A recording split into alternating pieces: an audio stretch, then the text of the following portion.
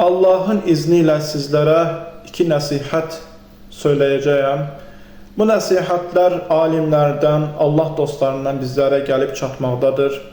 Həqiqətən kim bu nasihatler ile əməl ederse, dünyada o insan huzurlu bir şekilde yaşayar. Birinci nasihatimiz, Loğman aleyhisselamın öz oğluna ettiği nasihattir. Loğman aleyhisselam öz oğluna buyurur ki, Təzəkkər isneyni, vansə isneyni. İki şeyi hatırla, iki şeyi ise unut. Təzəkkərallah vel mevt. Allah'ı daim hatırla. Ölümü daim hatırla. İki şeyi de unut. Vansə ihsaneke ilen nasi. İnsanlara ettiğin yaxşılığı unut. Ve isa'aten nasi ileyke. Ve insanların sana ettiği pisliği unut.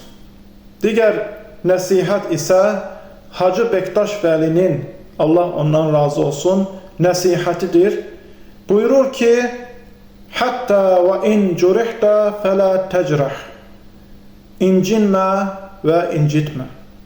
Böyle bir beyt var ki, kamil olsaydı incitmezdi, arif olsaydı incimezdi. Kamil insan incitmez, arif olan insan ise, Allah'ını bilen, Allah'ını tanıyan, alim bir kimse ise incimez.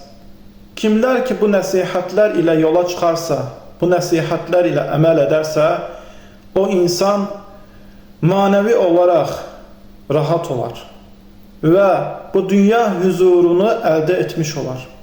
Rabbimiz bizleri bu nasihatler ile amel edenlerden eylesin.